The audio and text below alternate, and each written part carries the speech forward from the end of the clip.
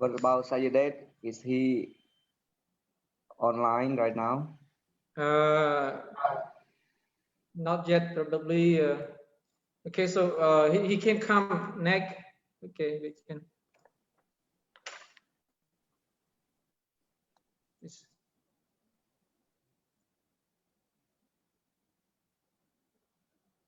Okay, now.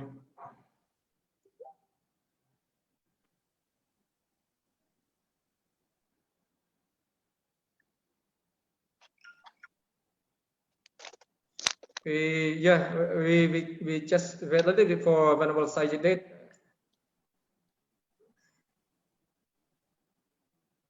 Okay.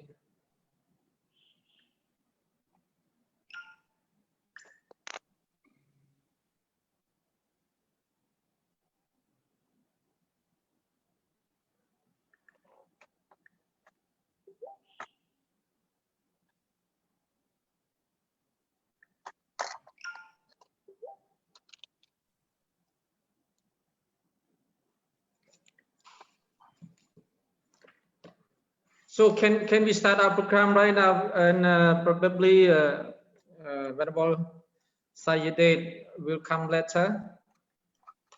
Okay. We will come him later. Okay. Yeah, because it's time. So to start our program, today is 20th March 2021. That President Raja Buddhist University organized the program about the international Dhamma talk. And the topic, our topic today is peace building through a Buddhist perspective. Good morning, Sayedet, Wong Subha. Yeah, good morning. Yeah, good morning. Yeah, Venerable Sayedet. Yeah. Good morning. Good morning to all. We get honor. Good morning, sir. Venerable Dr. V, Venerable Samad. Good morning, sir. Okay, so today is a great honor that we have our speaker for our program, Peace Building Through Buddhist Perspective. And our speaker today is number one.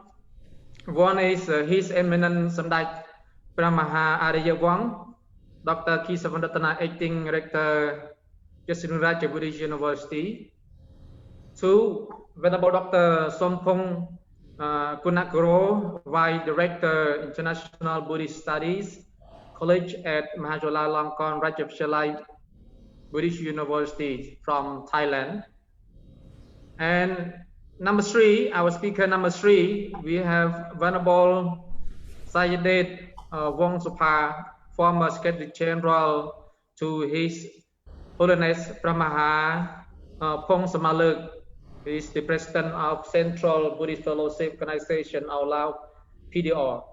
And our speaker for number four, Venerable Soktivi, the President of Dhamma Dhammika Academy from USA. So this is our speaker for our program today. I would like to take your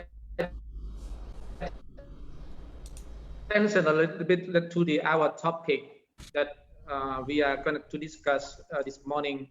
That, as we all know, all people, all family, community, country, and the world at large, that we need to live within peace, happiness, and prosperity society. But if we look back, if we learn about the history of the world, we will learn that the world mostly experience more war than peace. This is what we learn from the past history. And what the most tragic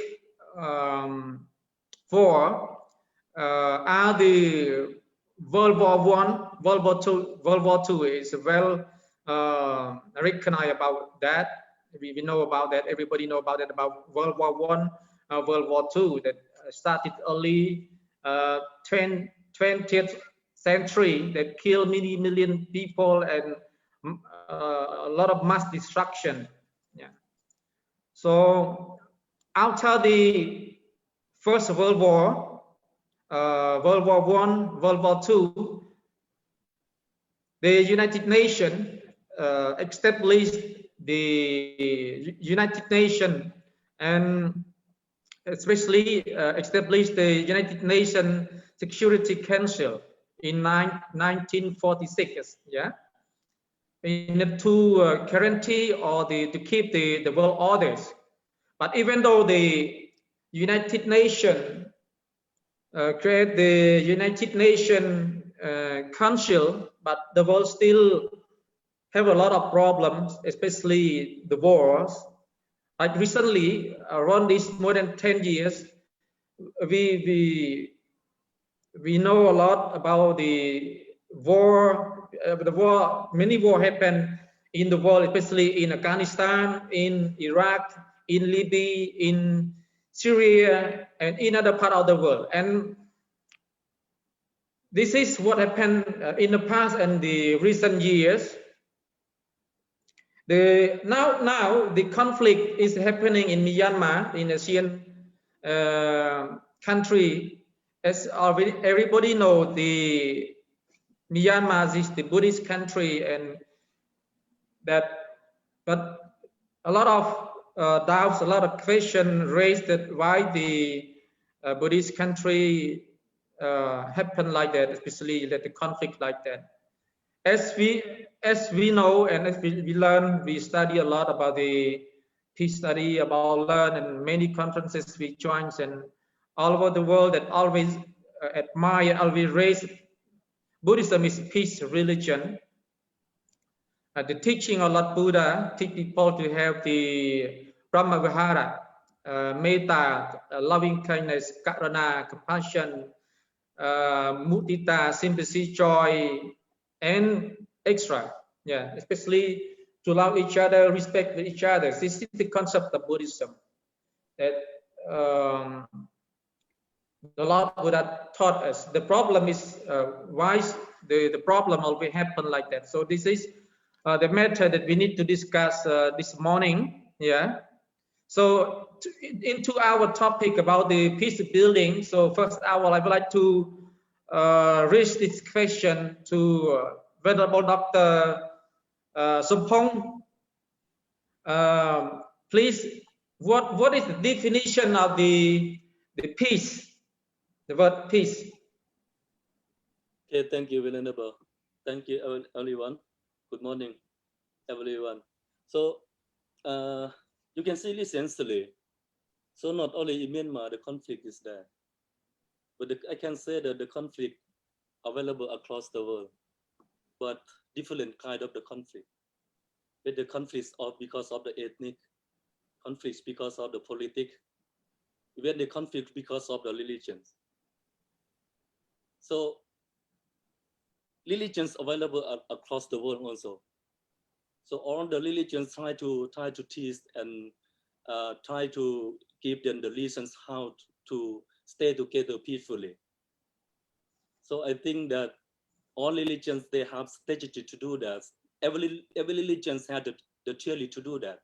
Better the theories and practice, the way to practice to get the peace to society. So the main thing is that the situations recently different from previously. How different? Society recently is not the single society. I think because of not single societies that conflict is coming. Why? Because previously you can see we stay together better the inside society, only one religions, only one nationalities, only one ethnic. So easy to talk, easy to stop when the conflict occur. But recently the situation changed. But how to change? Because society is not single as I said previously, but society is a multiple society, or so many ethnic, so many cultures, so many languages of the people who come from different backgrounds to stay together in Thai society. So when they stay together, when each people have the different background, they stay together inside society. Definitely, they may not able to understand each other. For example, when we go to another countries, we stay with the people with different religions. So we may not able to know what is the right thing to do, what is the bad thing we have to prevent. So that's I am going to say that to prevent the conflict, it's my occurs. We have to learn from each other the way to do, the way to practice. But turn to the Buddhism. So Buddhism, I can say that the religions of the peace. Okay, every religion claim that they are. So what the definition, according to the Buddhism, what is the definition of the peace? Yeah. Okay, the peace in Buddhism, we have two kinds of the peace available. First, eternal peace. The second one, inner peace. So when you can calm your mind, so that the peace come to you. That the peace come to you. So when you cannot calm to your mind, you cannot practice to calm your mind. So you cannot get the peace. But Buddhism emphasize on inner peace first before eternal peace. So in Buddhism, peace is mean you calm your mind. You calm your mind. When you cannot calm your mind, so you cannot get your peace into your mind. Then when you don't have the peace into your mind, how can you spread the peace to society? So I can say that according to Buddhism, first we start peace in ourselves first before to spread the peace to society. This is the peace in Buddhism. Thank you so much, Venerable Doctor, for the definition of peace. And also, I would like to give this question to Venerable Sayadaw. Yeah, according to your viewpoint, so what is the definition of peace?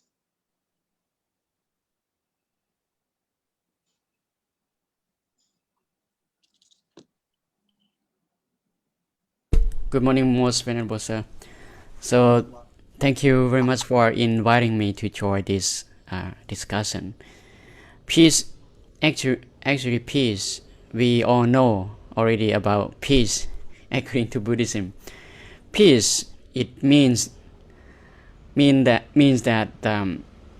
without doing any harm to others, it means peace. Peace is the definition that we have to learn and practice, not just the definition. I strongly agree with most venerable Dr. Sompong that we have to develop the peace in ourselves. That means in inner peace or individual peace. Actually, Buddhism have the general rule, that means like 5 precepts. If most of the Buddhists or other people in the world, not only Buddhists,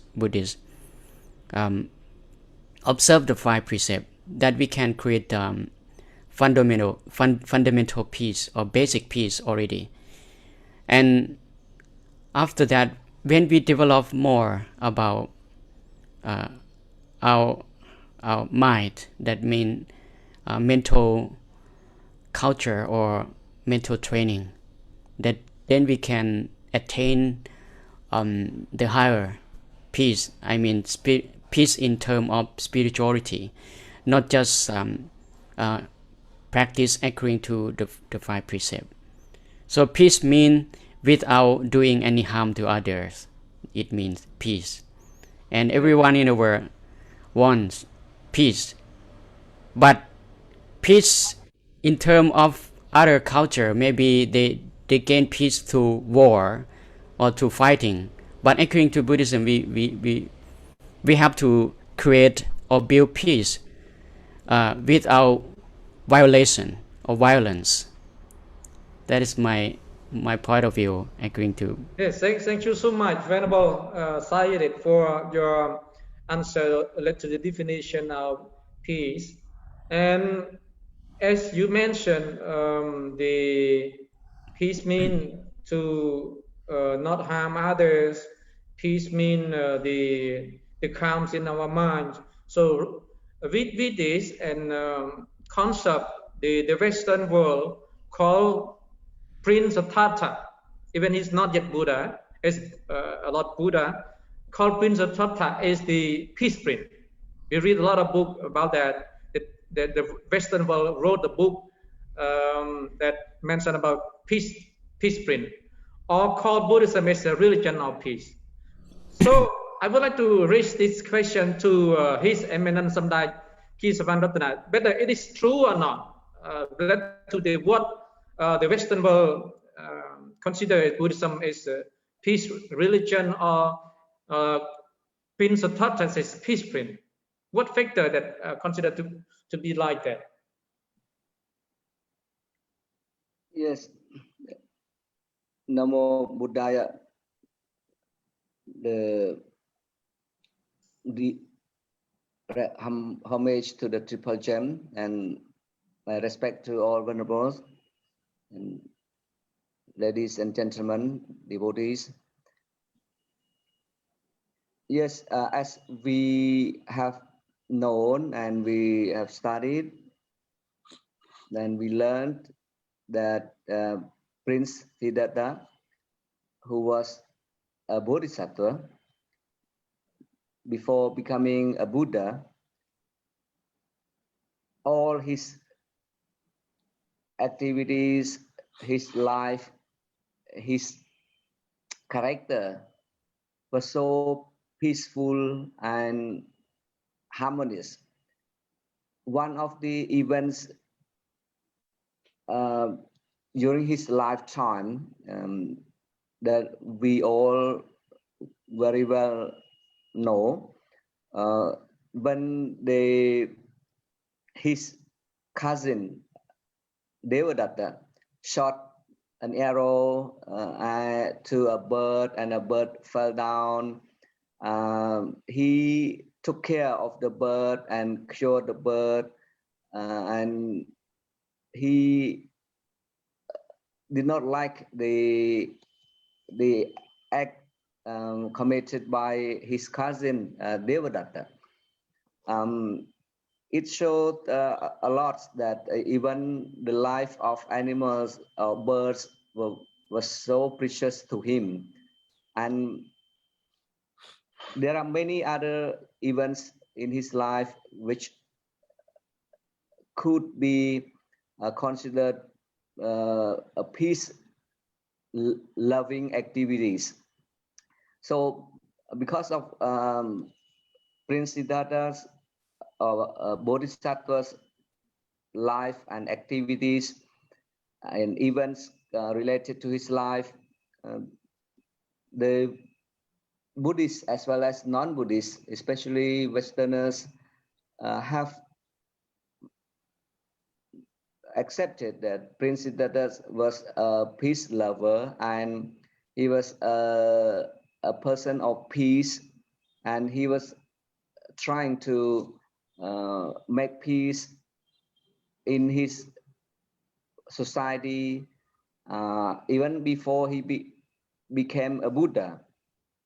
And of course, after becoming a Buddha, he did everything for establishing peace and for maintaining peace in his organization as well as in the societies and all places where he went.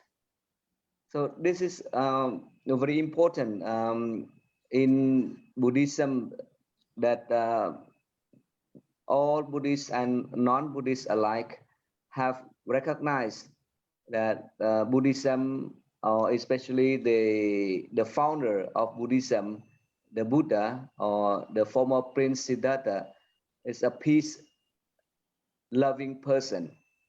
And Buddhism became known as a peace-loving religion or non-violent religion, ahimsa. That's the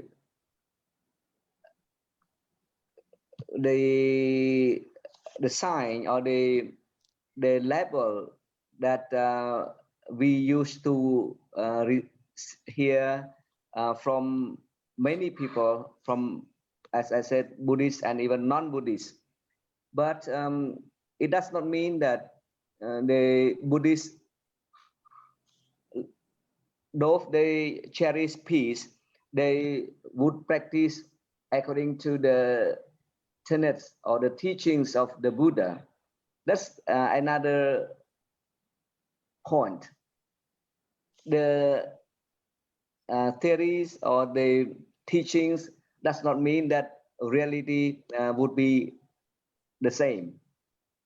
So that's what, in general sense, theories and practice may not be correspondence. So it depends on how people carry out the teachings and put into their practice, put into their own life activities. That's, I think, more important. Though we have so precious theories and teaching of peace,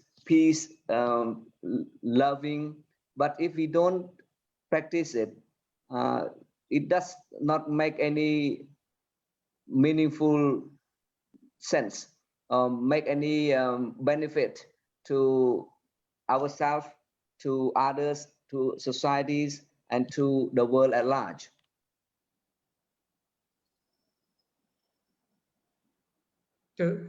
So thank you so much, Samdai, for your answers about this. And as I mentioned earlier, all the people all over the world, they need peace, happiness, and prosperity.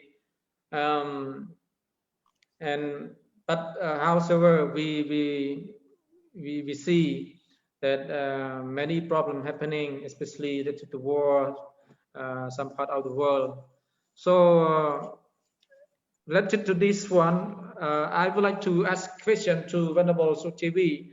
And what are the factors that bring peace to the individual, to the community, society, or the whole world, according to the teaching of Buddhism? Thank you so much. First of all, let me pay homage to the Triple Gem, the Buddha, the Dharma, and the Sangha. And I would like to pay great respect to Brahmaha Rijavangsa, Venerable Dr. Kisavanratana from Cambodia, and great respect to Most Venerable Dr. Sampung Kundakaro from Thailand, and also Venerable Dr. Sayadet Vongsupa from Laos.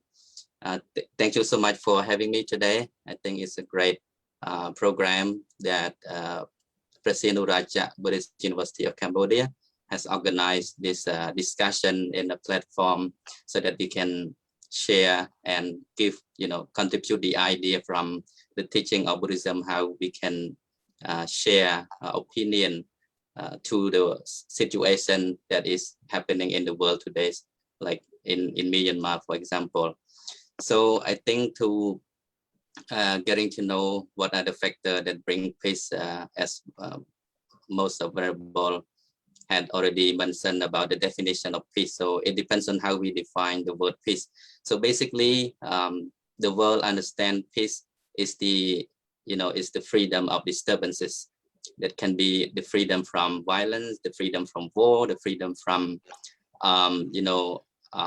any, insecurity in the society. But in the field of Buddha's teaching, as we usually see the Pali term as santi, or sometimes used as kema, he refers to the, to the security, mental security, mental peace, or mental calmness and tranquility. So it can be defined in terms of external peace and internal peace, but Buddhism most specifically define peace in a way of, mentality. So peace comes from within ourselves. When we want the world to experience peace, it must come from, each individual level. From each individual level, it will spread to the family, and then to the community, to the society, to the country, and then to the world.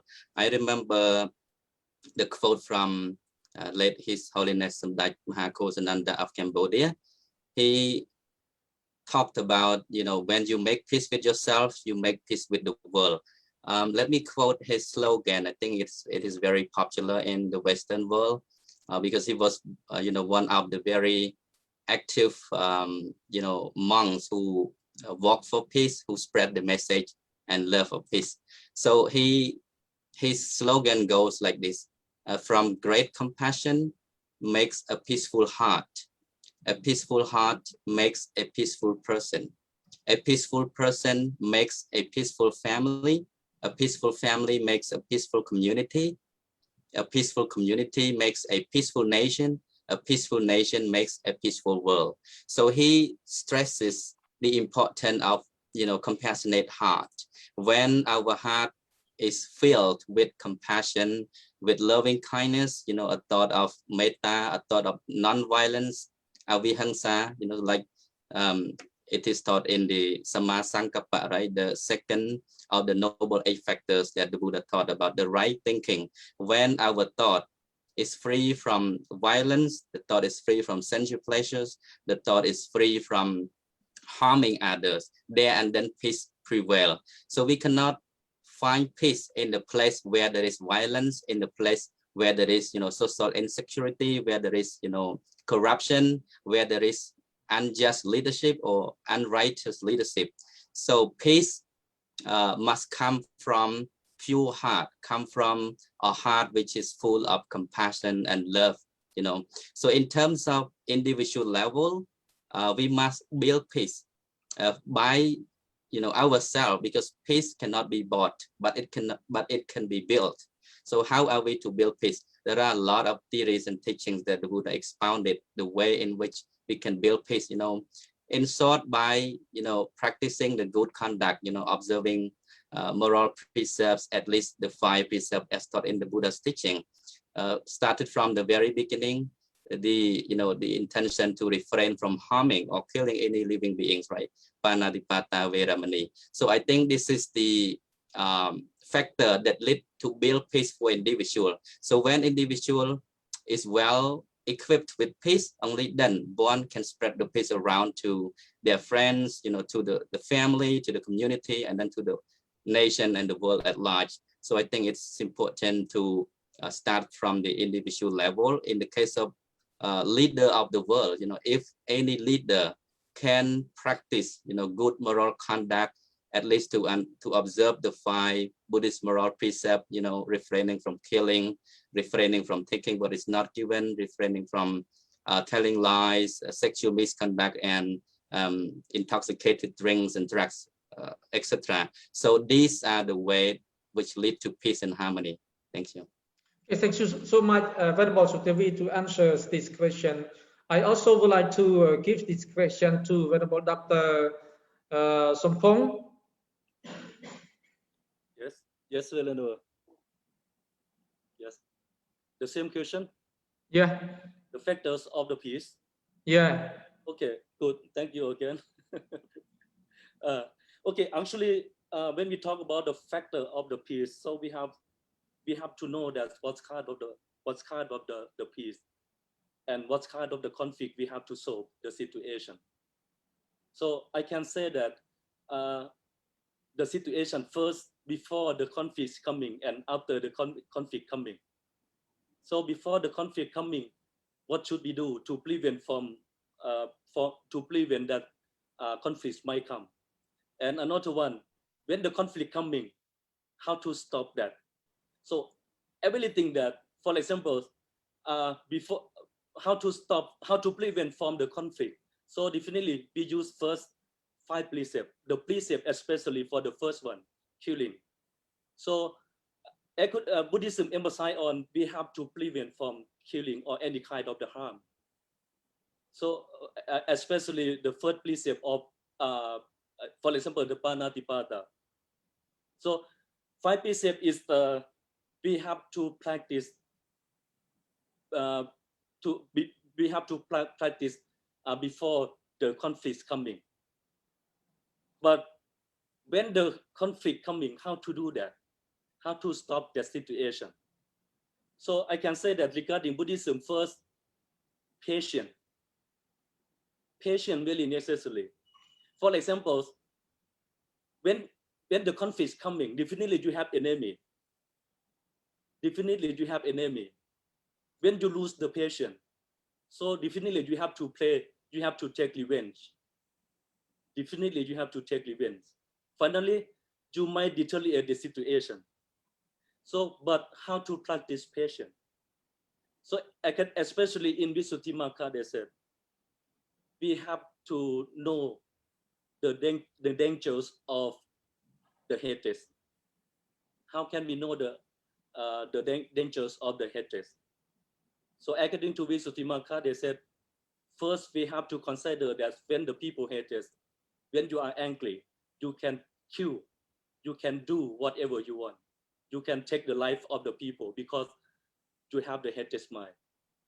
The second one, you have to consider about the advantage of the patient. Buddha said, no rule is better than patient. No greatest thing than patient. So in the term of the patient, we can use every situation, not only for the normal situation, not only for the education, but even for meditation. Yes. The third one, I can say that as the Venerable just mentioned, compassion or metta. So metta, we can use every situation, but for this situation, this means after the conflict coming, how to stop that situation. So we turn to ourselves first. Ourselves first, that means we have to develop our metta, our compassion. How to develop that? When we turn to Visuddhimagga, in Visuddhimagga they mention 10 courses, but I will talk only a few courses about how to turn to have the compassion, to stop the conflict, to stop the enemy. For example, when you have enemy, that means you have resentment in your mind. How to get rid of resentment? How to control your resentment? For example, and when you see that your enemy is coming, so definitely you cannot stop your angry feeling because you remember what they have done to you. So when resentment still available into your mind, you cannot practice meditation. Why? Because while you practice meditation, you imagine about your enemy. Definitely you imagine what they have done to you. So how to stop that resentment? How to change the enemy into your friend? Yes. First, they said we have to practice loving kindness. But how can we know that loving kindness available now? So when you make sure that you have compassion now, try to remember your enemy. If you remember your enemy, still resentment is coming, anger is coming. So you fail to practice meditation. Another one, remember what Buddha teaching. Buddha said that to repay the angry man.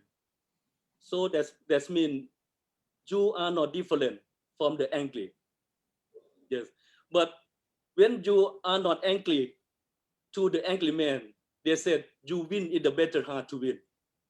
That means it's very tough to win your mind when you have the angry. And another one very necessary. Very necessary that when you have the enemy, so you try to imagine what the bad thing they have done to you, because not every people do all the bad thing. For example, speech, doing, talking, doing. They do something is good, but some word is not good. So we imagine only what they have done is good, never concerned about what they're talking. Some people they talk very nicely, but doing is bad behavior. So we concern only what they have talked, not what they have done. So that we select the good behavior more than the bad behavior. And another one, we have to consider about the factors of the human being. When you angry, for example, I angry your vulnerable. To where I have the angry, I angry to you on your head, your hair, your hand, your body was kind where to angry. Finally, I cannot find where to angry because five element. Your element consists of element. How many element? Fire, earth, water, something like that. Finally, when we separate each element, we cannot find where to angry. Yes. So another one I can show you that when we angry, how to change the enemy into friend. The last one very, very necessary I can mention that to offer the gift vulnerable, offer something to enemy. But the point is because of you might think that that man, he has done something to me badly. How can I offer? How can I offer the gift to him? So that's because of your ego. So he should offer something to me first, not me offer something to him first. That's because of the ego. That's really tough for us. But we have the thing to do as the Buddhist tradition. So within the year, we have so many occasions. For example, birthday celebration. We have so many occasions, birthday celebrations, and any kind of the good celebration, any kind of the good festival. So for example, New Year festival or any kind of Buddhist New Year festival. So we try to find out that festivals or that occasion, and we offer the gift something to him. Then that's to offer the gift something to him. This means to say sorry about this. So after that, we can change enemy to our friend. This is the big strategy to for the factors of how to create the peace. From first, before the conflict coming, how to do. That is, we can use the 5 precepts or the ethics. And after conflicts coming, so how to stop deteriorations of the situation. That means patience, another one, loving kindness. That's valuable. Thank you so much. Okay, thank you so much, Venerable Doctor, for your answer led to the factor that bring peace. And yeah, definitely that to bring peace to even to individual, to the family, community, and society, or the world, we need to have we need people to have good conduct. We need people to have precepts like 5 precepts, 8 precepts, 10 precepts, or whatever to the precept. Even in Buddhism, besides Buddhism, we need to have patience, compassion, Brahmavihara. The 4 Brahmavihara we famous in Buddhism, and also many factors that you mentioned. And so this is the factor that lead to, or we can say the factor that bring peace to even to individual, to family, community, and country, society. So I would like to ask this another question to His Eminence Samdai Doctor, and as Venerable Suchevi and Venerable Doctor Sompong mentioned the factors of the that bring peace. So what is the importance? What is the importance of peace for the society or the country?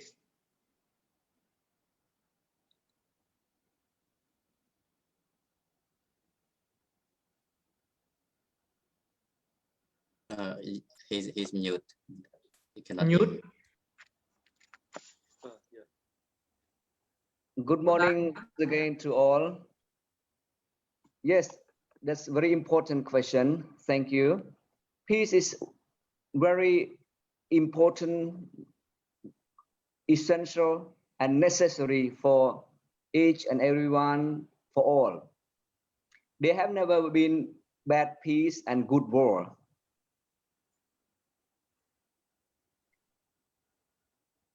As we go by the theory, there's negative peace and positive peace. Negative peace means just the end of war and conflicts, meaning the end of violence. But positive peace, there's harmonious living, respect for life, respect for human rights, equality, and social harmony, and so on. So in these two aspects, peace is very precious. Everyone loves peace. Even they commit, the person who commits violence, I think he loves peace for himself or for themselves. But only his action is contradictory. He wants peace for himself, but in contrast, he commits violence to others. As the Buddha says that all tremble at the rod. Sape tadanti tantassa. So everyone fears violence, fears the harming or killing, and love, peace, and happiness for him or herself.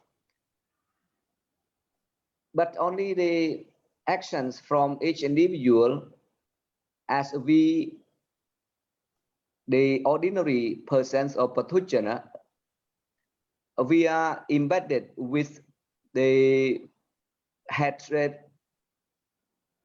delusion, and greed. So sometimes, though we want peace for ourselves, we don't really realize that others also want peace for themselves. And they don't do or make peace in both aspects, as I mentioned earlier, to others, to the society, to the world. So in any case, peace is very important. Peace means once you have peace, you have the self-satisfaction, happiness, inner tranquility, and the surrounding environments, that you have very pleasant atmosphere, very good environment to live in, and economic prosperity and well-being of the societies of the country. This in the larger context. So peace is very crucial, very essential for everyone, for humans, for animals, for the environments, for the nature, for the society, for the country, and for the world. So that's what everyone aspires to have peace, to get peace. But sometimes it does not happen. It happens in the contrary manner. As the Buddha says sometimes that what we desire, we don't get. And what we get, what we don't desire. As the Pali stanzas goes, the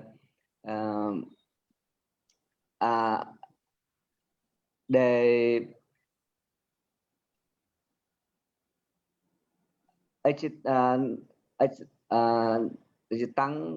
lapate na achitang lapate achitang.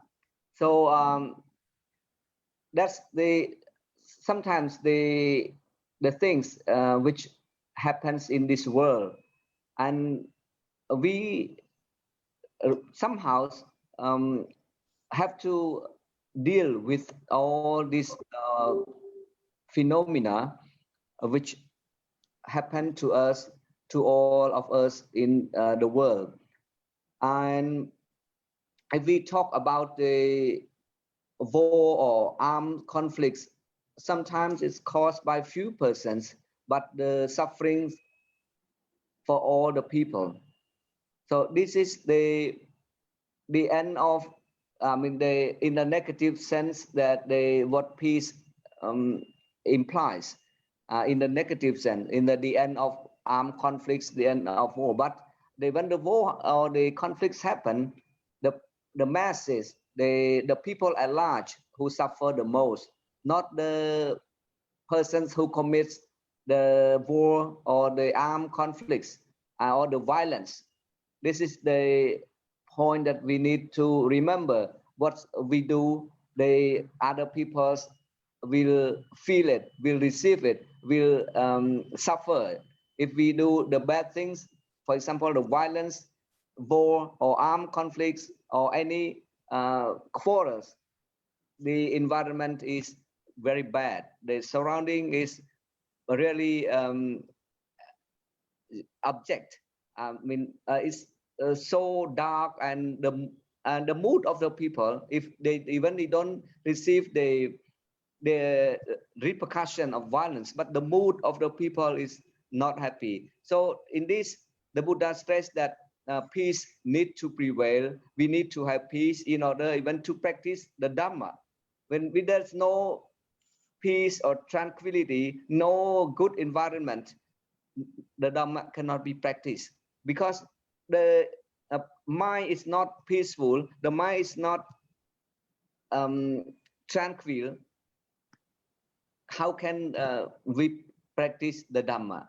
Thank you.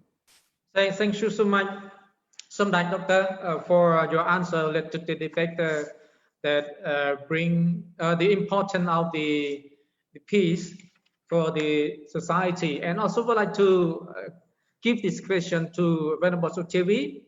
So according to your ideas of what is the importance of peace to the society?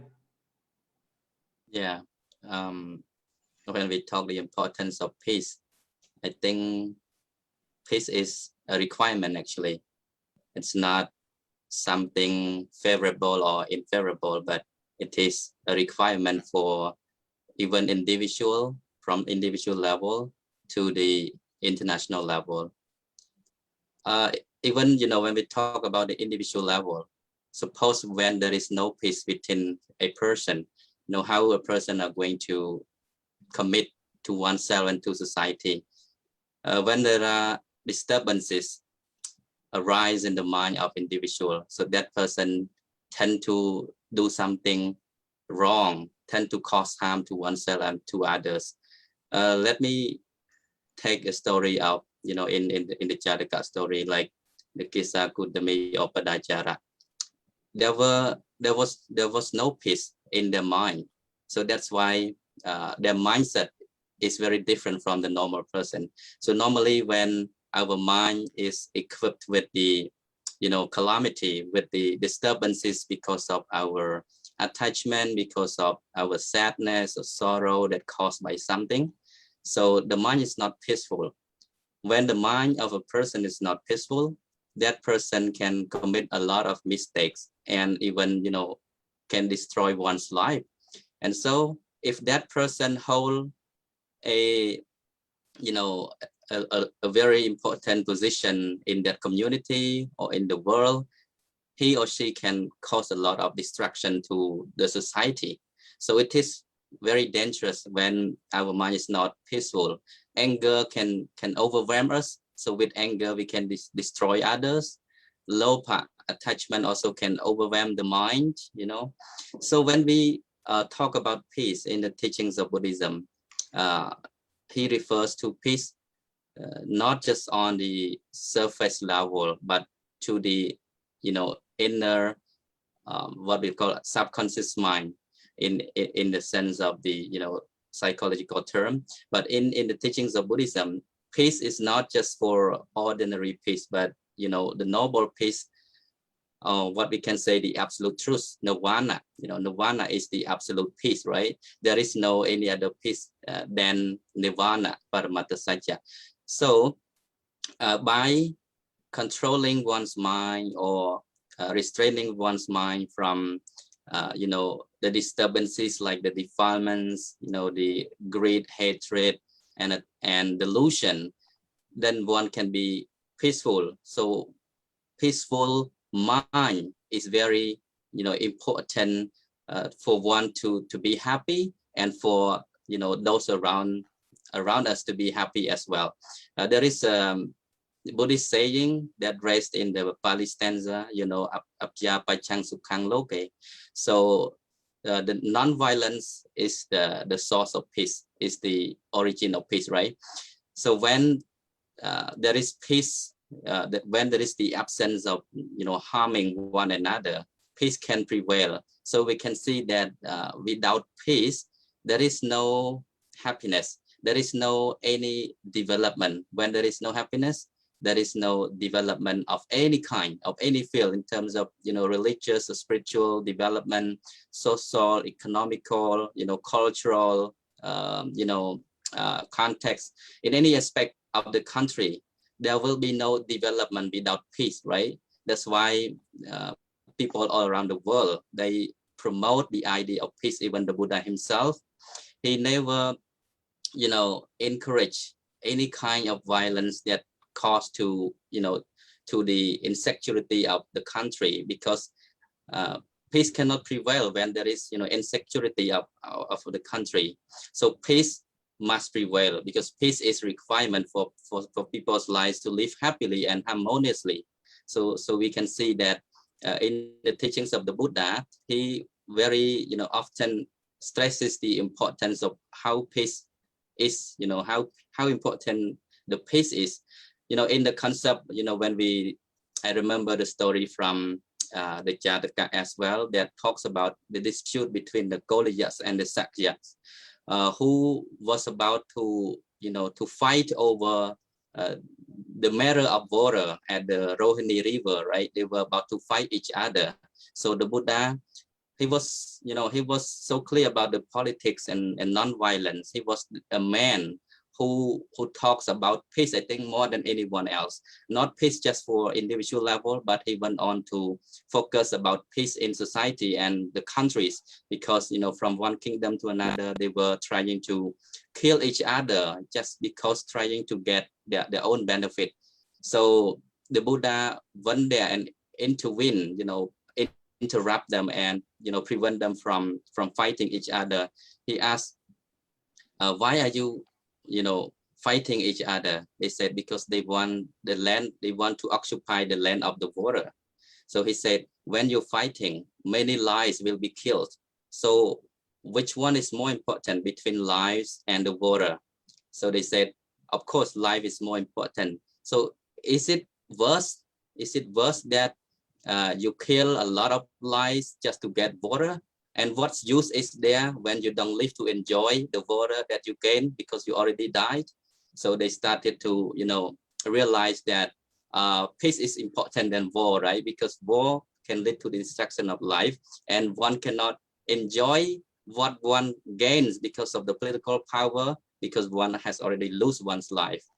So that's my idea. Thank you. Thank you so much, Venerable Sutivi, for your answer to the importance of peace for the society. So as His Eminent Samdai Premharaja Wong mentioned, and Venerable Sutivi, about the importance of peace for the society. So as we all know what was listening to your answer, so I would like to ask a question to Venerable Dr. Supong. So as we heard all the answer about the importance of peace. So what the application? What are the application of people to participate in peace building and maintaining peace?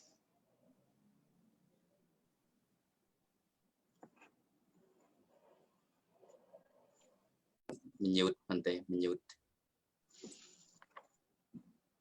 Yeah, please. Yeah. Okay, thank you, Venerable. That's really necessary questions. When the people don't know how to build the peace, so definitely they may not able to know the way to build the peace, and they may not able to know what is the peace, what's kind of the peace, how to bring the peace to societies. For example, the people know only 5 precepts, but they don't know how to practice 5 precepts. So they know only panatipata, they know only atinatana, they know only kame sumishachala. So, but they don't know how to practice, the way to practice. That's 5 precepts is useless. This one also, we have the theories of peace, but if you know only the theory, so how can we practice rightly to bring the peace to societies? But firstly, we have to know that what is the purpose of the peace. If we don't know the purpose of the peace, we're not able to know the application to create the peace. So Venerable, one thing that what is the main purpose of the people? The main purpose of the people. So, you know, the Buddha word they said, Sukha Sanghasa Samaki. Sukha Sanghasa Samaki. So harmony is a happiness. Happiness, harmony. So in the term of harmony, so they can bring the peace to societies. But how to practice harmony? So definitely, if you ask me the application to practice, to bring the peace to societies or to get the happiness to society, that I can say that harmony, how to harmonize the people, how to harmonize the people inside societies. For example, as I mentioned initially that if the single society is only one religion, only one ethnic, only one nationality, it's very easy to harmonize the people. But recently, we can say that the society is multicultural society. It's not easy to harmonize the people. So Buddhism, I can say that regarding the applications of the Buddhism, I can say two of them. So 2 of them is mean, as we emphasize on individual peace first before eternal peace. So we have to train ourselves. We have to train ourselves to have the peace first before spreading the peace to society. How to train? How to train to have the peace? So we have to train mindfulness to have the mindfulness. How to train to have the mindfulness? So especially, for example, meditation. So we know very well that's what kind of the meditation we have, whether truncal meditations or inside meditation. So without meditations, to train our minds, impossible to have the inner happiness and impossible to spread the happiness to society. That means peace to society. We cannot create peace to society without training our mind. The application to train, that means meditation. That means mindfulness. We have to practice mindfulness, Belenberg. Thank you so much. Thank you so much, Venerable Doctor, for your answer to the question, the obligation of the people participate in peace building and peace maintaining. And I also would like to reach the question to His Eminent Samdech Premha Ariyavong about this point. What is the application of the people to participate in peace building and peace maintaining? And as Venerable Dr. Sompong mentioned about the application, the thing is the main purpose is the people have the ambition or have the purpose, what they need. And number 2 about the understand about the harmony and also individual peace or practice the precept properly. At the meantime, related to this question about the application of the people to join to build peace, the question from Miss Chasupip, that she asked the question like there are many people questioning why Buddhist faith country often the country prone to war or civil conflict. Because of the Buddhist people, they not really well practice of the precept, well understand about the concept of Buddhism. So please, Samdech, The floor is yours. Thank you so much, and thank you to Ms. Supir for raising this very important question. The first part, what Venerable Un Samat has mentioned, the how to make peace and maintain peace. This is very important. I would cite the preamble of the Charter of the UNESCO, an agency of the United Nations, which says that since peace created by the mind, it is in the people's mind that peace must be built. So this is very important. Even the UNESCO Charter has recognized the importance of peace in the mind. From the Buddhist perspective,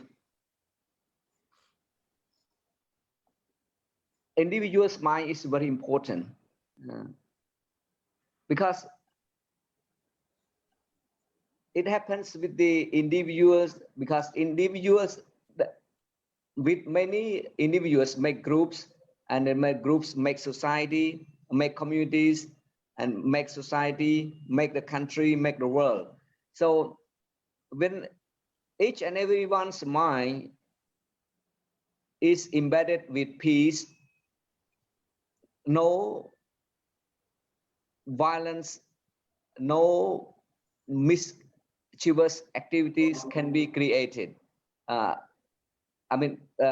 Beside peace. So that's very important, that every individual has to create peace in their mind, has to really live the peace. Now, live the peace is very important, not just to know and just to learn the theory, but to live peace, to live the peace. To live the peace means you have to create every necessary things in order for peace to prevail. No, your life activities, even your thoughts, your speech, your mind, your thought has to be with peace. Then your environments will be at peace, tranquility, harmony. Because from even your speech, your thoughts, your action are already peaceful. So you yourself is peaceful, your environment is peaceful, your community, your groups, your family is peaceful, your society, your country, your world is peaceful. So this is very important from the Buddha's teaching point of view.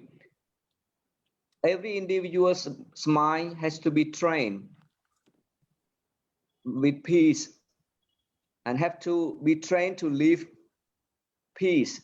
As I stressed, to live the peace, not just to learn, not just to know, but to live the peace itself. This is very important.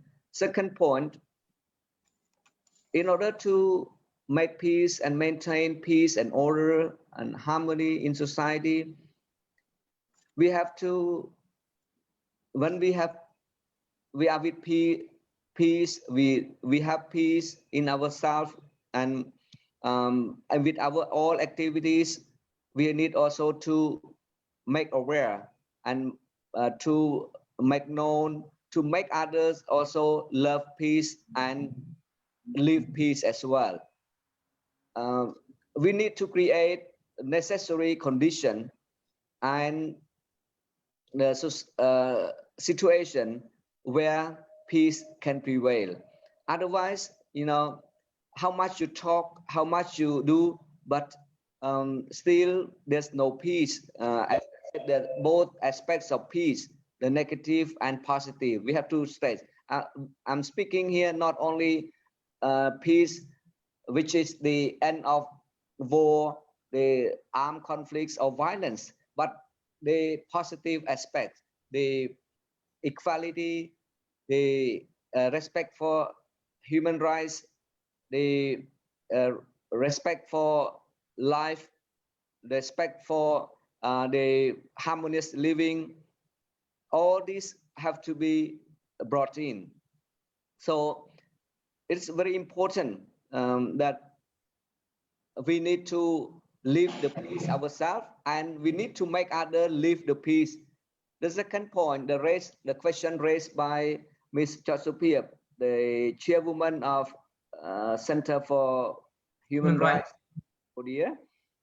She's always concerned with peace. I have met her many times, and she's always talking and also requesting us to try to teach, to speak on the respect for human rights. This is Ms. Chosupiep and all. What what the people know, sometimes they don't do it. That's very sad part of our life. See, for example, we know that this action, when committed, will bring bad consequences, but still we commit it, still we do it. I think no one of us has ever escaped from this, What? Because we ordinary people are embedded with this, as what the principal teaching of the Buddha, that Lopa, Dosa, and Moha. We have this entrance in our heart and soul. So sometimes, though we know, though we understand, but still we commit bad things. As long as we are still ordinary person, Pathuchana, I think this mischievous and unpleasant things, unpleasant action will sometimes at some point be committed by each and every one of us. But we have to know is that what we do, we have to be restrained. That's what is in the practice of meditation. When our thought is has gone astray, we have to know that it has gone astray. So we have to drag back and try to maintain, try to practice in a good way. That's what we have to be aware, and we have to be conscious at each and every moment, at all times. Thank you. Thank you so much for His Eminence Samdai Brahmaya Wong to answer to the question about the application of the people participate in peace building and peace maintaining. Also, I would like to ask the question to Venerable Sutevi. So, what you have about this, about the participation of the people, or the application of the people participating in peace building? Yeah, like I mentioned earlier, that when we make peace with ourselves, we make peace with the world. So everything, because society, the whole world is a combination of, the social animal, right? So we are the social animal. So we live in a society. That's why what one does will, bear great impact, influence on another. So it is important for oneself to be, for oneself to be well trained in terms of, mental culture, mental development.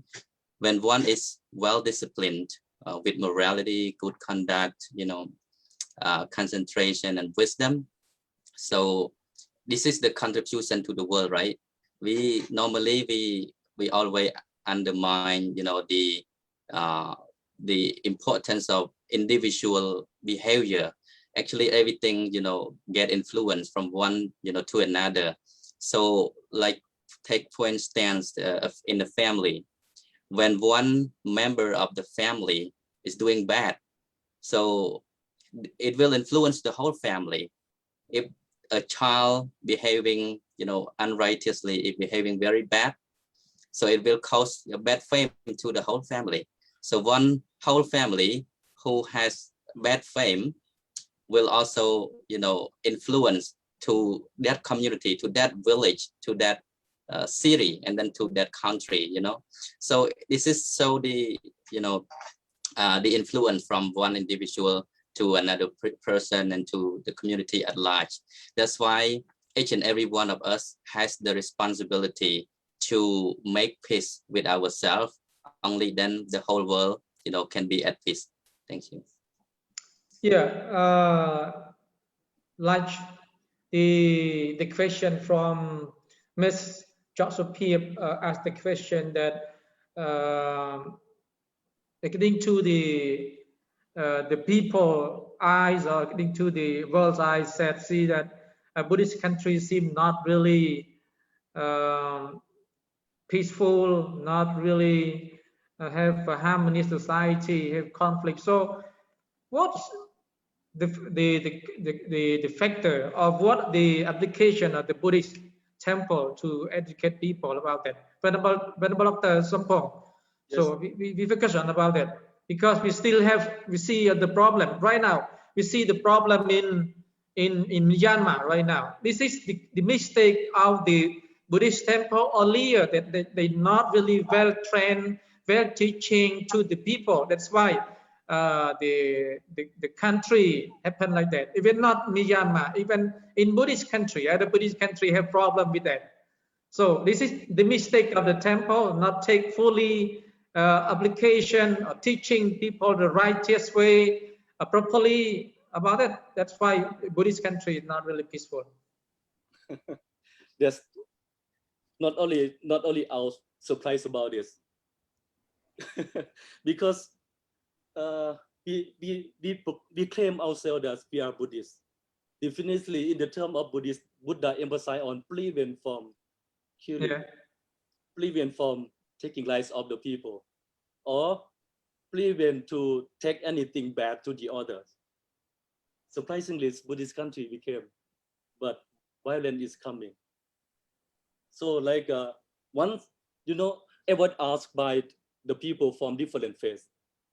Yeah.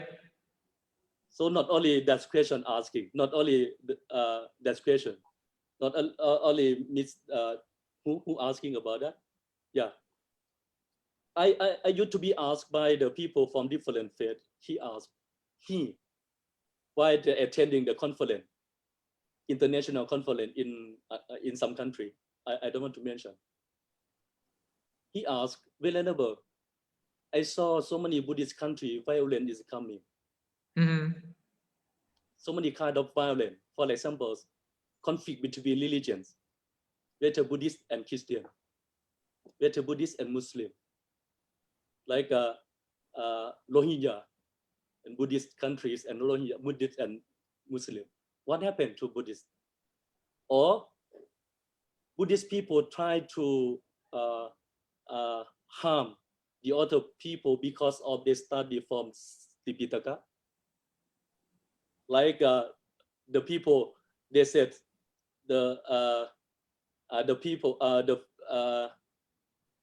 how to call this? The Muslim people always create the violence. As so many people, they said. This one also, because of the Buddhist people study from scripture, that they always create the violence also, they asked. So what I replied to him? I said, no. I said, no. Buddha never taught us to harm another people, to create the violence. Buddha always taught us that how to stay peacefully with the other people. But some violence occur, not because of Buddha teaching, but because of the personal behavior. Why? Because you see, when we talk about the mind, two sides of the mind, immoral root of mind, like tosa, moha, lopa, tosa, moha, and another side, alopa, atosa, amoha. So essentially, we have two sides of mind. So when we cannot control the mind, so alopa is coming, atosa is coming, lopa is coming, tosa coming, moha coming. So when lopa coming, tosa coming, moha coming, so we will do the bad thing. For example, dosa, aversion. When we angry to the other people, so definitely so many things bad we have to take to the other people. Revenge, to take revenge to those people. But when a dosa is coming, we always observe to those people. We always to do the good things to those people. I am going to say that the people who do the bad, always the bad thing, even though they are Buddhism. So that means they never follow Buddha teaching. They never got the experience how to train the mind. Because without training the mind, you cannot control. When the angry moment is coming, you cannot control the angry moment, angry mind. When you use to train your mind, so you can control when the angry moment, angry mind is coming. When the you angry to the another peoples, then because of you got experience the way to train, then you can control that feeling. Don't forget that, Venerable. If the people who got training, definitely one thing that we always learned from the Buddhism, that human being not different. The people better belong to a different faith, belong to different background, belong to Muslim, belong to Christian, belong to Buddhism. So we are not different. How not fit different? So we are Buddhists, we afraid die. We afraid fear. We afraid hurt. We afraid suffering. We afraid friend. We don't want anyone to take our life. We afraid everything about the bad thing. Another people also, they afraid like we afraid. So if we never learn like this, so definitely violence is coming. We never concern another people. That means without training, Venerable. So without training, that they cannot control the mind. So finally, violence is coming. Finally, they can do whatever they want, depend on the immoral root of mind. Venerable, thank you for that. Thank you so much, Venerable Doctor, for your answer to the question. Yeah, actually, for the peace and war, especially the war happens not only just in Buddhist country, it happens everywhere, all over the world. And if you study about the world history, who made the war actually is not Buddhist country. Other country invade Buddhist country and other country as well. Actually, related to the Buddhist country, it refers to the South Asia region that has the conflict. It's not only about purely about the about moral education, religious education. It can be political ideology. It can be a political geography. It's a big problem with the political geography in South Asia. In that lead to this kind of intense situation, a tough situation sometimes. So it's not just a short view. We do have a broad view to see the big picture. We will understand what's happening in this region. So this is the application of the Buddhist people, the application of the people in South Asia to study clearly about this.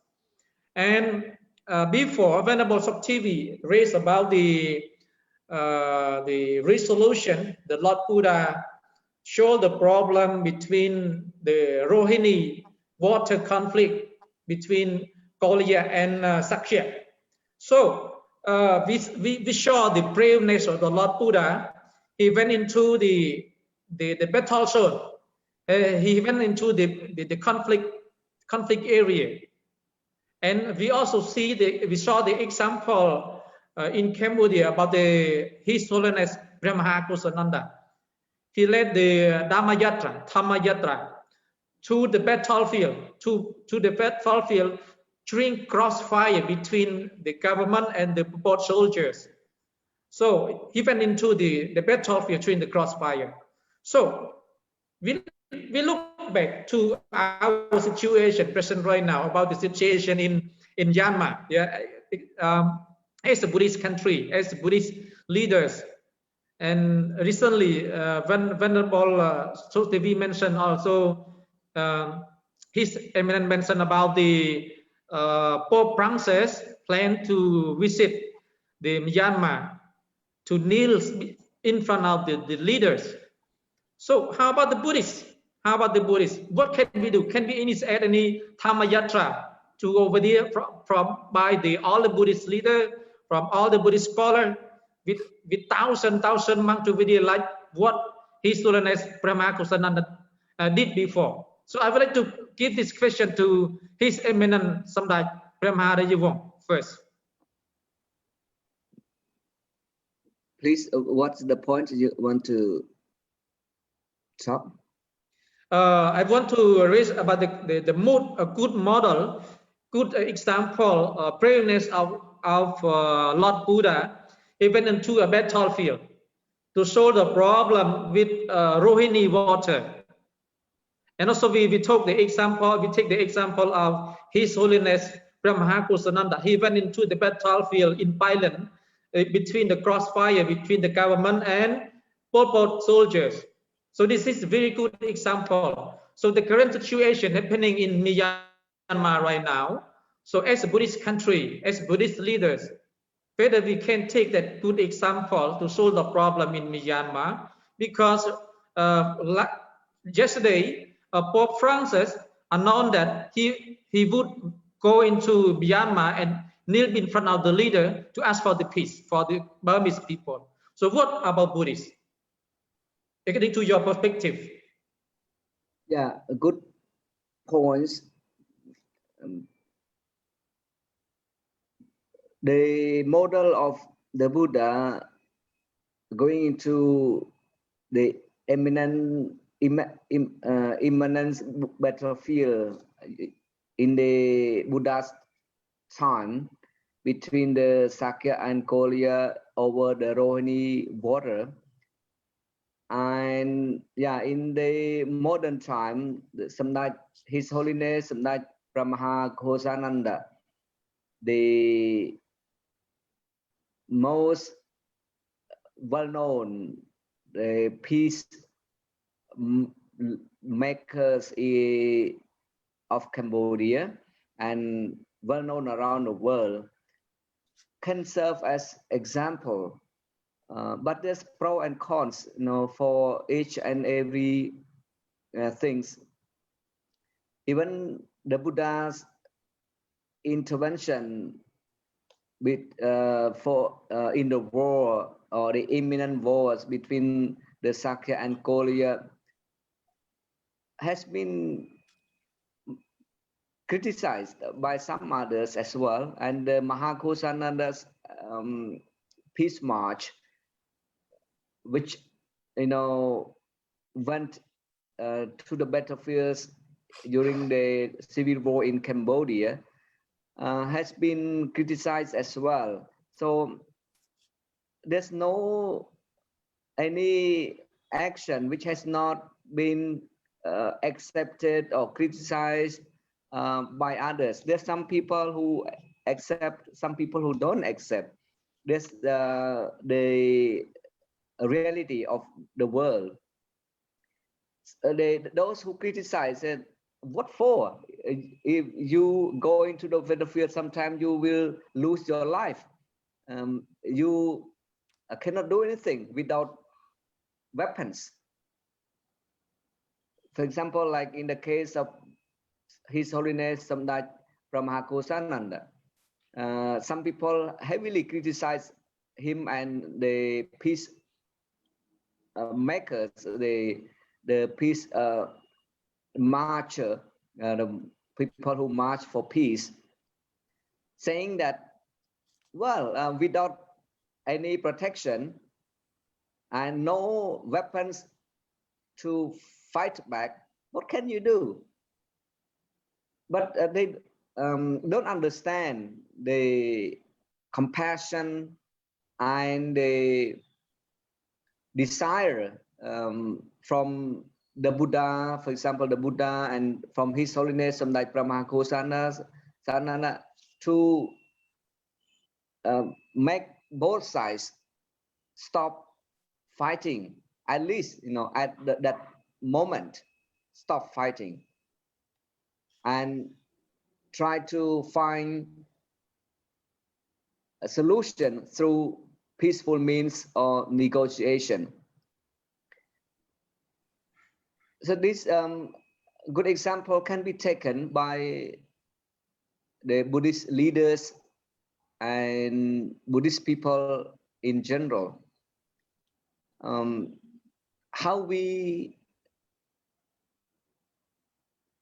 step into the battlefield or the conflict by not harming ourselves, but by solving the problems.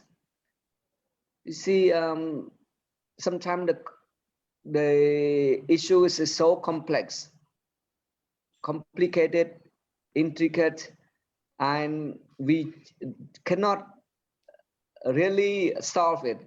And if we think that maybe we cannot solve the problem, we cannot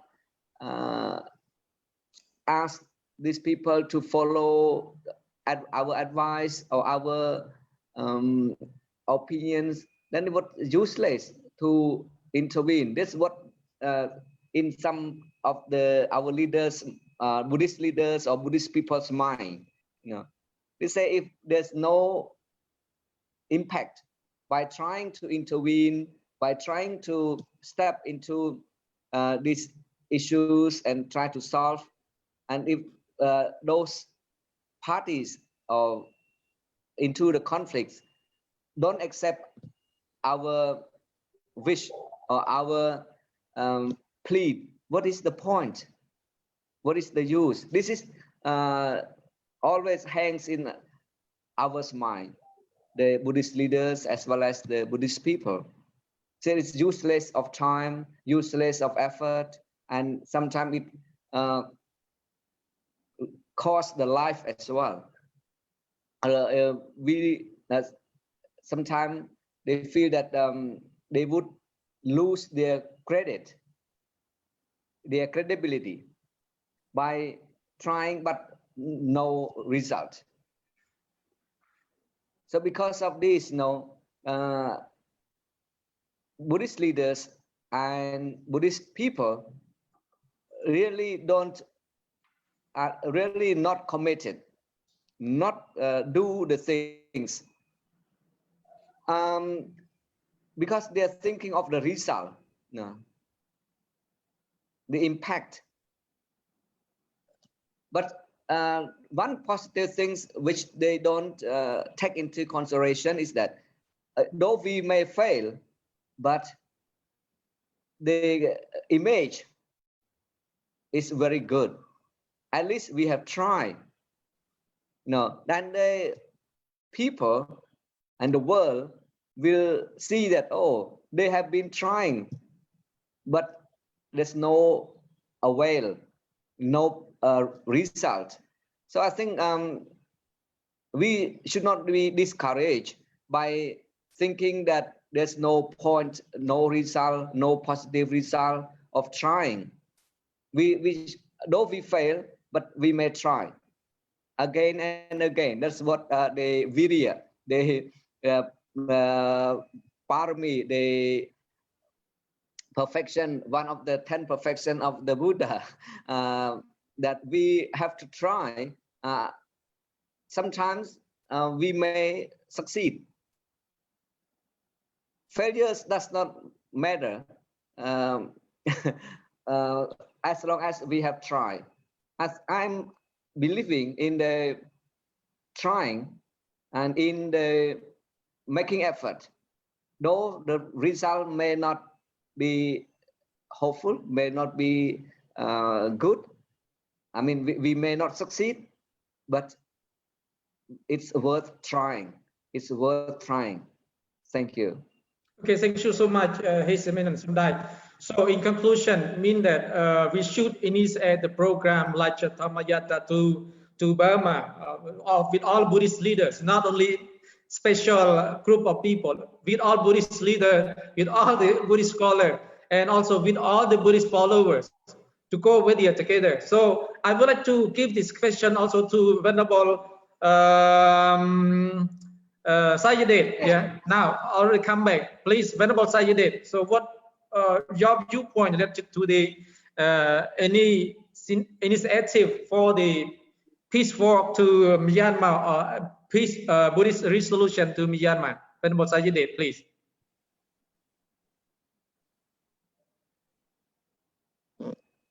It seems he's not with us right now. Here, he's on. Venerable Sayadaw, you hear? Okay, so I would like to give this question to Venerable Sotivi, Nick, and Venerable Doctor. Please, Sotivi. Yeah, I think it's very interesting question for the situation at the time being. It happens in Myanmar. The monks, a lot of monks in Myanmar have been marching, across Yangon city of Myanmar to ask for, peace resolution, because the monks believe that when there is, calamity happen in society, it cause a lot of destruction to the lives of people. The monk has also responsibility to take concern over what's happening, because as we follow the role model from the Buddha himself, whenever dispute, quarrel, or insecurity happen, if it was under his leadership, he would call upon, the parties of the dispute. Take in the case of the Bhikkhu Sangha, when there was any quarrel happen in the monastery, the Buddha would, call upon, summon the Bhikkhu Sangha in order to ask the fact what happened, and then he will give the solution, peacefully. He won't let the problem continue develop until, the big problem that can cause separation of the Sangha community. And if something which is harmful to the lives of people, and if it was not under his leadership, he would approach to that, battlefield by himself, like in the case of the Rohini River. So I think the Buddha was a social reformist. It was a human rights activist, right? Whenever there is violation, when there is killing of lives, he would intervene. But provided that he used his wisdom to solve it. If he see that solution, peaceful solution can be found, and then he will approach that area in order to give some advice. He would not use any power or any weapon to go against the hatred of the people, right? As we remember from the Dhammapada verses, Nahi Verena Averena. Never hatred, peace by hatred, by love alone does it cease. So the Buddha used the method of loving kindness to negotiate with the people. Despite what was happening, the war is going to happen. So he would not, add oil to the fire. So he will use his loving kindness and compassion together with wisdom. So we have to understand the important thing is that Buddhism does not just encourage about, loving kindness, but it has to be worked with wisdom. When compassion without wisdom, is blind, right? So we use the compassionate heart as well as the wisdom in order to find the peaceful solution to solve for a better society. In the same way, I think to answer that question, like what happening in Burma, we should do something. I mean, as a Buddhist leaders or a Buddhist community, we cannot just stand and see. So even if it was for the Buddha, I believe the Buddha would also do something. But to do something does not mean we have to, enter the battlefield. So we could do something, like today we initiate this program to talk about the world peace, how we as Buddhists can contribute to the peace of the world. So we can contribute each other's idea, to see how we can, join the ideas in, giving attention to the people. So the Buddha, when he entered the battlefield, he was not using any power or any weapon to go against the parties, but he was trying just to explain the importance of peace, how it would mean for us to live in peace, for society. So I think we can initiate by, sharing ideas, discussing program, and maybe also we could do, get a group of monks to do a chanting, to do meditation, or I have been doing lately because I was practicing in the Vipassana meditation, which is led by Goenka. So we joined on Zoom a group of 1,000 people who meditate and, sharing and radiating loving kindness. So ask for peace and praying for peace for the union of Myanmar. So I think that is one activity that we should do, and we may have another different methods in in helping and in contributing to the peace of the people in Myanmar, not just by entering the battlefield, but I think we should do something. We shouldn't just stay silent, because we are neighboring countries and we are the Buddhist countries, while other different religious leaders around the world, they they place their concern about what happened in Myanmar. So we as Buddhists, I think we shouldn't stay silent, right? Thank you. Thank you so much, Venerable Sotivi, for your answer. Let me question about that. And Venerable Doctor, is your floor.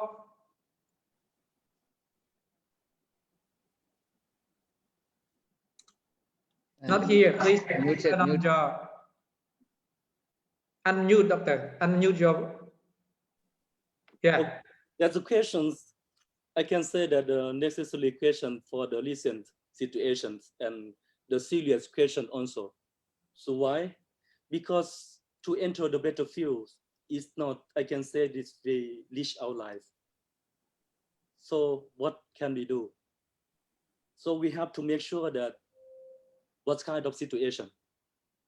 We have to make sure that with whom we have to negotiate, to talk.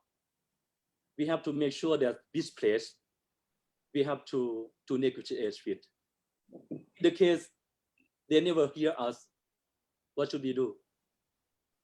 I used to be asked by one of friends from Singapore about this, the situation in Myanmar, why Buddhists keep in silent. Even almost the soldier and the policemen belong to Buddhism. I saw the newspaper, one venerable, one nun, she tried to stop that. What the soldiers talk to, what the policemen talk to her. This is our duty. This is this order from our leader. So that means they didn't hear us. So what we can do, you have to make sure that who are you? Who are you? If we are the normal people, the people don't have the parliament, I can say, we don't have the powers.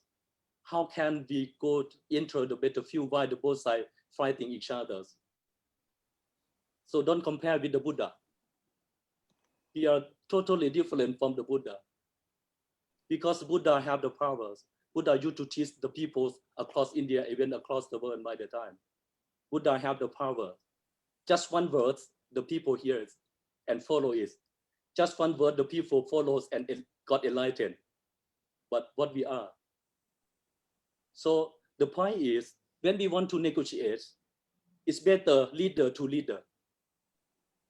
Leader to leader. It doesn't matter where, but its matter is the people.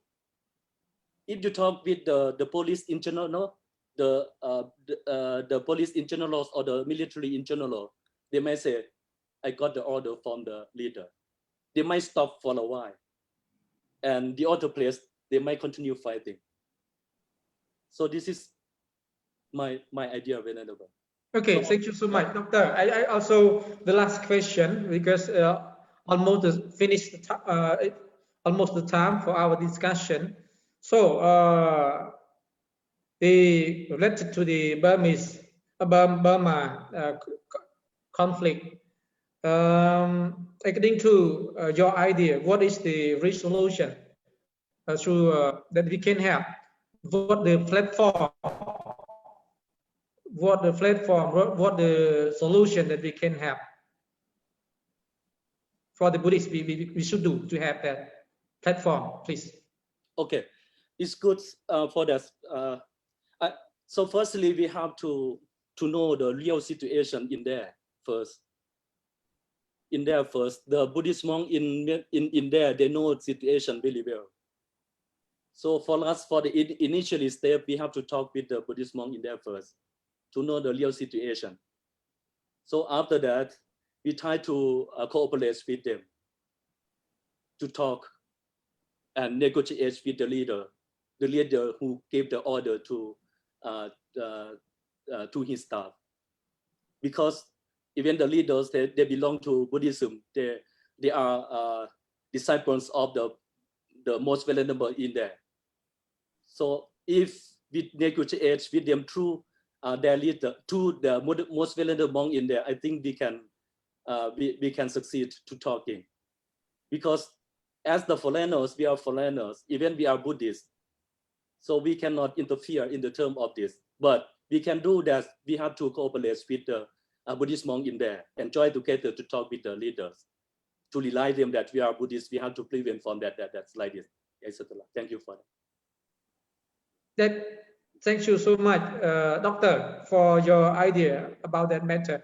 And also, I wanted to give this question to His Eminence Samdach. So, what the platform, what the initiative that as a Buddhist to do to help to solve that problem? What we need to discuss next with all the Buddhist leaders in the future to solve the problem. Thank you so much. This is very complex and difficult point. For solution to the situation in Myanmar, as raised by Venerable Dr. Sampong, the leaders have the kind of power, the guts to be engaged in the looking for a solution.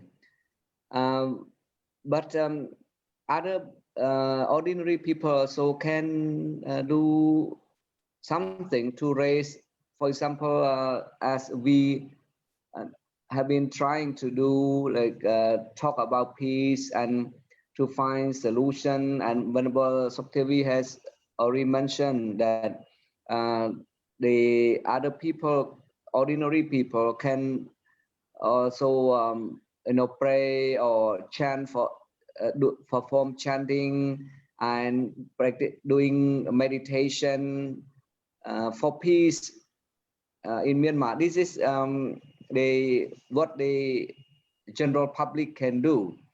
But to the point and to what we as we use the English expression to hit the nail on the head.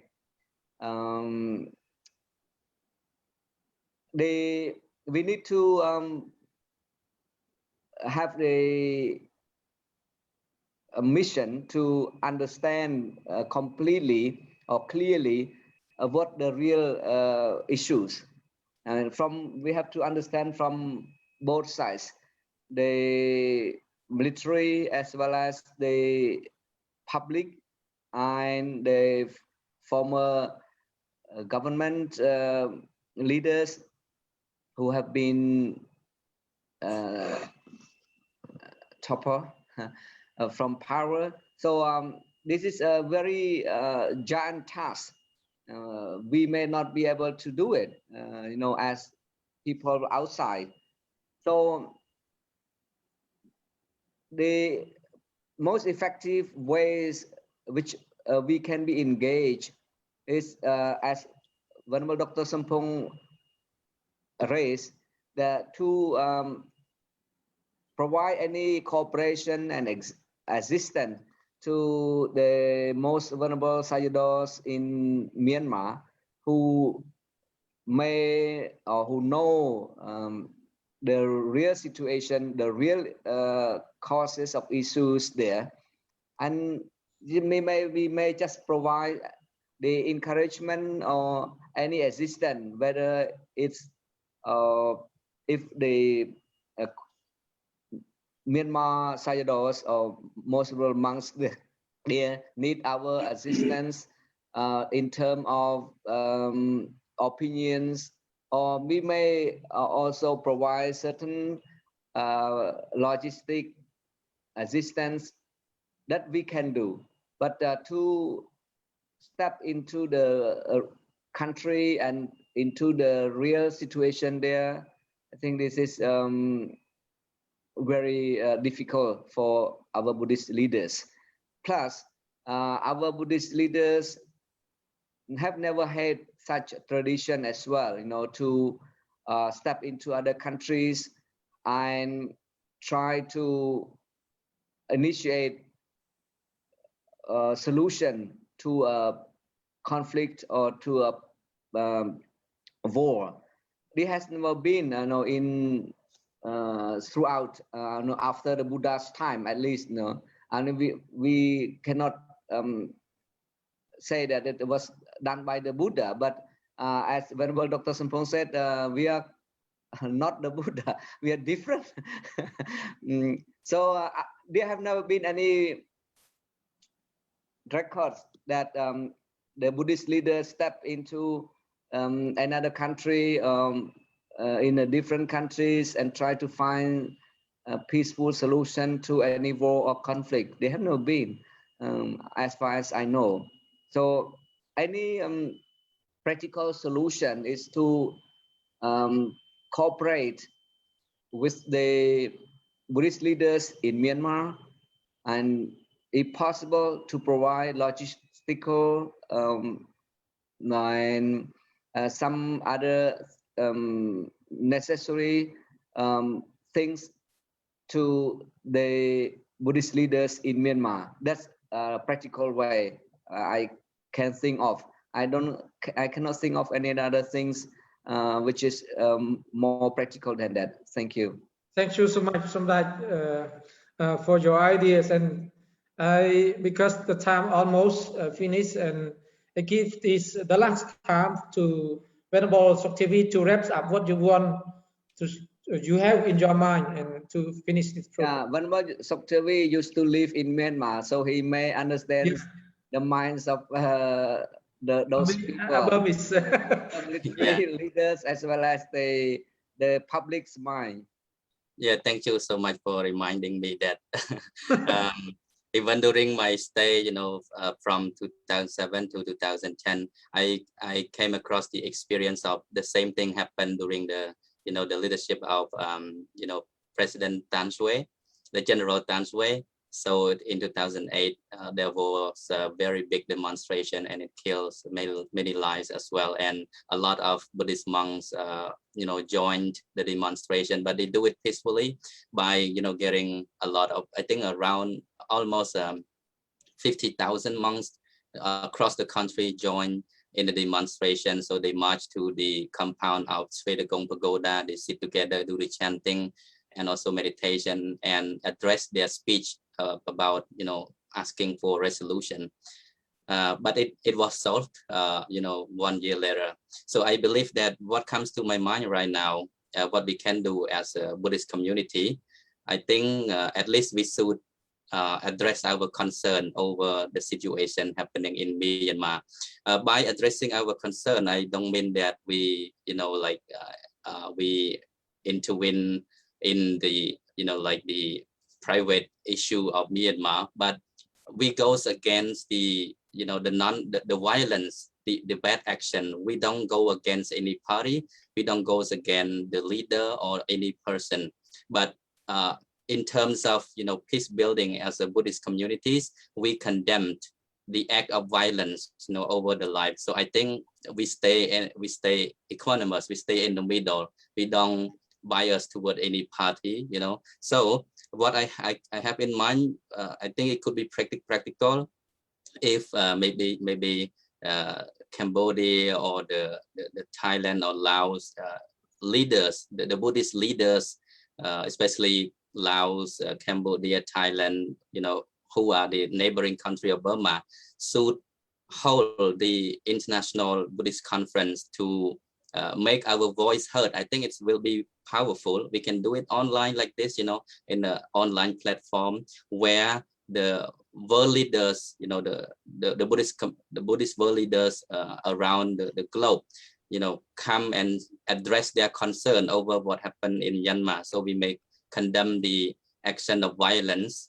We don't hold the position of of any prejudice, but we just stay fixed with the non-violence. We want to promote peace. We don't want to see the violence happen in the Buddhist country. So we, as a Buddhist community, we can gather each other to address our voice, make our voice heard to the Burmese leaders. I think that is maybe the best idea I have right now. Thank you.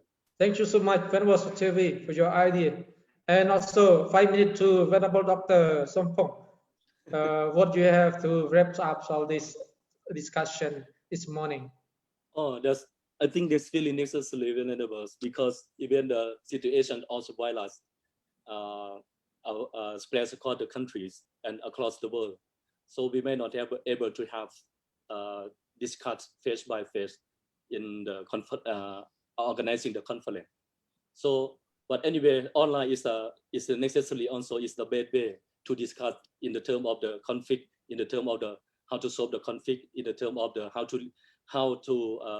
make the Buddhist people or the people across the world to realize about the peace. It doesn't matter Buddhist or it doesn't matter another religion. It doesn't matter Buddhist. But as the human being, when the conflicts occur to societies, so that means affect to the people across the world also. Even just among the conflict is my place across the world. But how to stop the conflict, even the situations of the violence. So to organize the conference, the online is very necessary for that. That's only the way we can do effectively within the world. Thank you for that.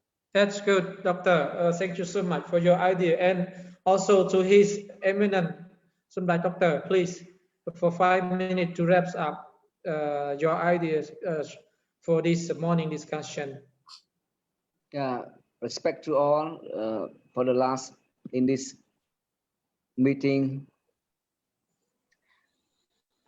We Buddhists have to be more proactive and practical, and also need to be more engaged. This is my point of view. Prasyanuraja Buddhist University stands with the peaceful solution and non-violence. So we don't condone any acts of violence committed by anyone. Not to say we are against the war. That's already too bad to think of. So that's what our university has been trying to do, and we have been doing all along, that we try to promote the principle of peace and to make people aware of peace and try to maintain peace both in negative and as positive aspects. The end of conflicts, war and violence, as well as the creating social harmony, equality, respect for human rights, and for the decent living, living in a meaningful and decent manner. This is what our principle, and we have been doing so. So at the moment, what we can do, we have been trying to make platform like this, and Venerable Eun Samad has been doing this on behalf of the leadership of the Buddhist universities, and we will try more, and we all together will try to create more platforms in this direction. At least we can send our voice through the air, through this media, if it may be useful. But also we try to provide education of building peace and maintaining peace and order to the social general public. Though we may not be able to end the conflict in Myanmar or any other countries, but at least we can contribute to the education, the awareness of building peace and maintaining peace in society.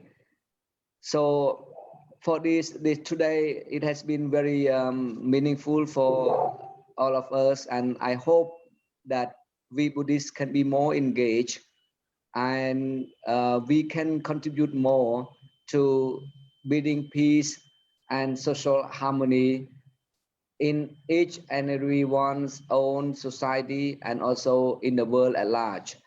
And we hope and pray that the situation in Myanmar in particular, and in other countries around the world, be peaceful and harmonious, and may they find a peaceful solution to the conflicts and the problems.